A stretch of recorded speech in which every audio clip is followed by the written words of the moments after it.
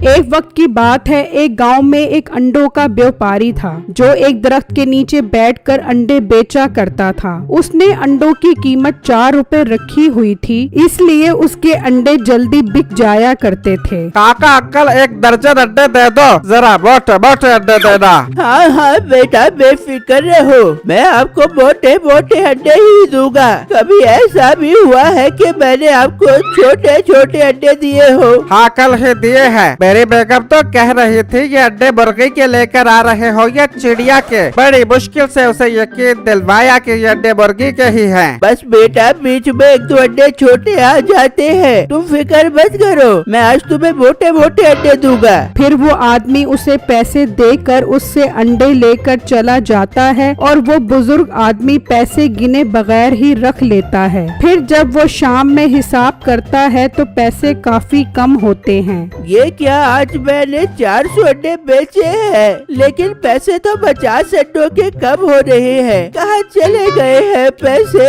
बस बस, तुम रोज ही कम पैसे लेके आ जाते हो, ये नहीं कि हर किसी से पैसे गिन कर लो। अब्बू जान, इस तरह तो आपका कारोबार नहीं चल सकेगा, कम से कम आप पैसे गिन कर तो लिया करें। नहीं सुनेंगे, ये नहीं सुनेंगे, इन्होंने तो नुकसान उठाने का ठेका उठाया हुआ है। ओ बेगम, फिक्र मत कर, मैं कल से पैसे गिन कर ही लूंगा। तू अब मुझे खाना दे दे, बहुत जोर की भूख लग रही है। और बिट्टू, शाम होने से पहले फार्म से अंडे लेकर आ जाना, वरना आस पास के लोग उससे वक्ती अंडे खरीद कर ले जाते हैं। ठीक है अब्बू जान, मैं अंडे लेने जाता हूँ, आप फिक्र मत करें। उनके पास एक बैलगाड़ी थी और वो उसी पर अंडे लाते थे। फिर बिट्टू बैलगाड़ी में बैठकर अंडे लेने चला जाता है और उस फार्म पर पहुंचता है। अब तो सुनाओ, तुम्हारे अब्बू का कारोबार कैसा जा रहा है अंडों का? अंकल, कारोबार ठीक जा रहा है, लेकिन एक मसला हो गया है अंकल। कौन सा मसला हो गया है बिट्टू? अंकल, अब्बू हिसाब किताब भूल जाते हैं। जब भी कोई ग्राहक इन्हें पैसे देता है तो वो पैसे गिनते ही नहीं और ऐसे ही गले में डाल लेते हैं, और जब घड़ाकर हिसाब करते हैं तो हमेशा 50-60 अंडों के पैसे कम होते हैं उनकी जेब में, उनके गले के अंदर। यार ये तो बहुत गलत बात है, इस तरह तो उन्हें बहुत नुकसान हो रहा होगा। इससे तो बेहतर है वो घर ही बैठ जाए। बस अंकल, समझा कर थक गए हैं, अब उम्मीद है वो हिसाब पूरा करेंगे। अंकल, आप 400 अंडे दे दो। फिर बिट्टू उससे अंडे लेकर चला जाता है और फिर अगले दिन उसका बाप अंडों का ठेला खोलकर बैठ जाता है। उसी गांव में मीठा नाम का एक लड़का अपनी बीवी नसीबो कैंची के साथ रहता था। मिठे, उठ जा, सुबह हो गई है, क्यों तू सो के सुस्ती और नहुसत फैला रहा है? हाँ बेगम, उठ रहा हूँ। तो एक काम कर, मुझे अंडा फ्राई कर दे और पराठा बनाकर उस पर देसी घी लगा दे, काफी कमजोरी महसूस हो रही है मुझे। अच्छा, अपना मुंह धो के बड़े गंदे दांतों पर लोहे की तारों वाला ब्रश मार, मैं नाश्ता बढ़ाती हूँ। फिर नसीबो कैंची किचन में आती है और ब्रैकेट में देखती है तो एक ही अंडा होता है। ये क्या, ये तो ब्रैकेट में एक ही अंडा पड़ा हुआ है, मैं खा पूंगी, ये मीठे को खिला पूंगी। मीठे को दफा करो, मैं खुद ही खा लेती हूँ। फिर नसीबो अंडा बनाने लग जाती है तो इतनी देर में मीठा भी आ जाता है। वाह बेगम, अंडे की खुशबू तो बहुत जबरदस्त आ रही है। चल जल्दी से देसी घी का चुपड़ा हुआ पराठा भी बना दे। अपना मुंह बंद कर, ब्रैकेट में सिर्फ एक ही अंडा पड़ा हुआ था, अब मैं खा पूंगी, मुझे अंडे की बहुत जरूरत है। अंडे की जरूरत क्या मतलब, तू अंडा खा के लेडी डियाना बन जाती है। चल चुप करके अंडा और देसी घी का पराठा बना कर दे। मीठे, अपना ग्रीस जैसा मुँह लेके यहाँ से दफा हो जा, वरना इसे चमटे से मार मार के तुझे बतख का अंडा बना दे दूंगी। वो अभी बात कर ही रहे होते हैं कि बाहर से आवाज आती है। बेटा, बहुत जोर की भूख लग रही है, कुछ खाने को दे दो बेटा। लो, यहाँ एक अंडे के पीछे हमारी लड़ाई हो रही है और ऊपर से ये बुढ़िया मांगने के लिए आ गई है, इसे तो मैं अभी भगा कर आता हूँ। फिर मीठा बाहर आता है। बेटा, अंडे की खुशबू तो बहुत अच्छी आ रही है, मुझे अंडा खिला दे बेटा। अम्मा, अंडा तो एक है, वो मैं खाऊंगा। हाँ, घर में डंडे बहुत सारे हैं, वो खाने हैं तो बता। बेटा, खिला दे अंडा, बहुत जोर की भूख लग रही है। ये देख मेरे पास 20 रुपए है, ये ले ले और गरीब का पेट भरवा दे बेटा।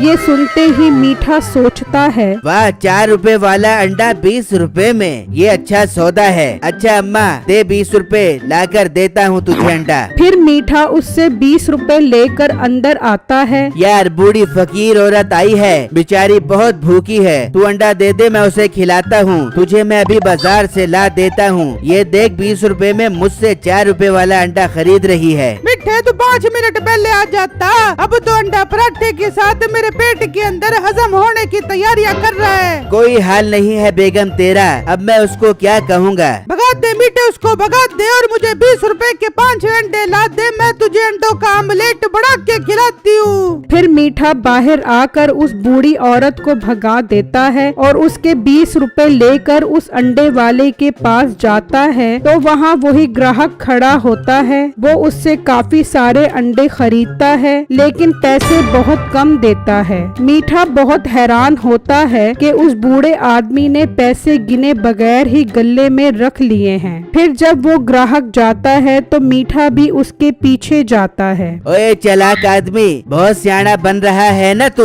उस बूढ़े आदमी को अंडों के कम पैसे दिए हैं तूने, मैं सब देख रहा था। ओ भाई आहिस्ता बोलो, कोई सुन लेगा। हाँ तो सुन ले, तू उसके साथ धोखा करके आ रहा है। भाई तू भी कर, उसको पता ही नहीं लगता। मैं तो कब से उससे अंडे इसी तरह लोड कर लेकर जा रहा हूँ। उसे कब पैसे देकर बहुत सारे अंडे ले जाता हूँ। अरे वाह भाई, आपने तो मेरी जिंदगी आसान कर दी है। मुझे तो अंडों के आमलेट का बहुत शौक है, मैं अब उससे खूब अंडे लूंगा। वहाँ बिट्टू की माँ बिट्टू को कहती है, बिट्टू बेटा, तेरा बाप तो ऐसे ही नुकसान करता रहेगा। मैं तो कह रही हूँ आज तू चुपके से दुकान पर जा और देख के कौन उन्हें रोज चूना लगा कर जाता है। हाँ बेजाड़, आप ठीक कह रही हो। मैं पुलिस को भी साथ लेकर जाता हूँ और आज ही उस फराडी को रंगे हाथों पकड़ता हूँ। फिर बिट्टू घर से निकलता है और पुलिस स्टेशन जाकर उन्हें सब कुछ बताता है कि कोई रोज उसके बाप की दुकान से अंडों में धोखा कर रहा है। फिर वो पुलिस के हमरा अपने बाप के ठेले पर आकर छुप जाते हैं तो थोड़ी देर में मीठा वहाँ आ जाता है।